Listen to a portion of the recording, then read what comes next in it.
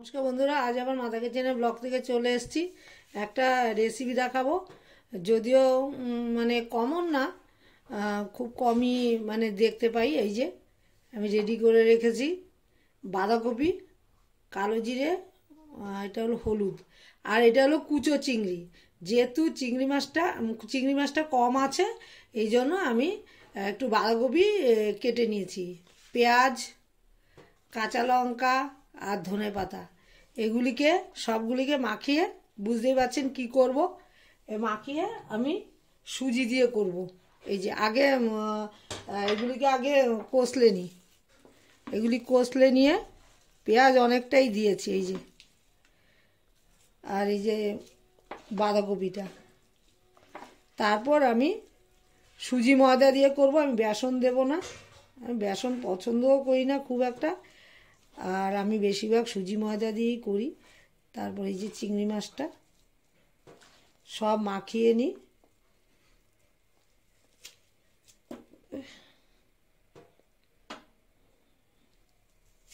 দারুণ একটা মানে বড়া হবে, দারুণ লাগে খেতে, মচমচে। এই যে সুজি আমি দিয়ে দিলাম, আর এই যে ময়দা লাগলে আবার দেবো, আবার দিয়ে দেবো। এবার দিয়ে দেবো নুন। এটা মাখা হয়ে গেছে। এই যে আমার ইয়েটা, এই চিংড়ি মাছ প্লাস বাঁধাকপি, লঙ্কা, ধনেপাতা আর হলো পেঁয়াজ। জল একটু দিতে হয়নি, যেহেতু মাছে তো একটু একটু জল থাকবেই, আর হলো বাঁধাকপি তো সেদ্ধ করে জল ফেলে দিয়েছি, তো তার সঙ্গেও থাকবে, পেঁয়াজেও জল থাকে, সব দিয়ে মাখিয়ে নিয়েছি। এবার দিয়ে দেবো হলো একটু পোস্ত দিয়ে দেবো, এই যে বেশি না, 1 চামচ। এই যে পোস্ত দিয়ে মাখিয়ে নেব, এই যে পোস্ত দিয়ে মাখিয়ে নেব, আর কালো জিরাও দিয়েছি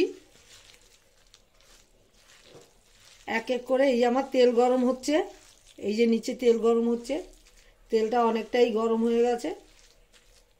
সব মিশিয়ে একদম বেশি ইয়েও দিইনি, এই কী বলে ময়দাও দিইনি বেশি, একটু সুজিটা বেশি দিয়েছি, নাহলে মচমচে হবে না।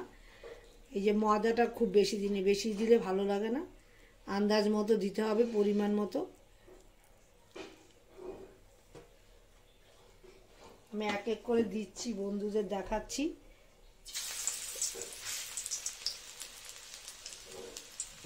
বেশ একটু চ্যাপটা চ্যাপটা করে দিতে হবে, কারণ এপিট এপিট তো সেদ্ধ হতে হবে, গোল গোল করে দিয়ে লাভ নেই, গোল গোল করে চ্যাপটা করে দিতে হবে। এই যে আমার সাইজটা দেখুন কিরকম।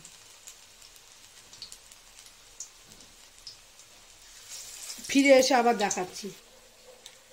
এই যে আমার বড়াগুলো হয়ে গেছে, দেখুন দেখতে কেমন হয়েছে, দেখতে তো দারুণ হয়েছে।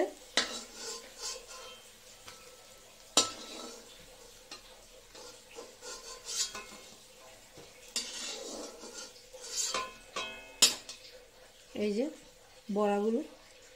আমার রেসিপিটা কেমন লাগলো, ভালো লাগলে লাইক শেয়ার কমেন্ট করবেন, সাবস্ক্রাইব করতে একদমই ভুলবেন না। আর সবাই ভালো থাকেন, সুস্থ থাকেন, আমিও ভালো থাকলে যে কোনো রেসিপি আমি দেবই, ডেইলি যে কোনো রেসিপি দেব।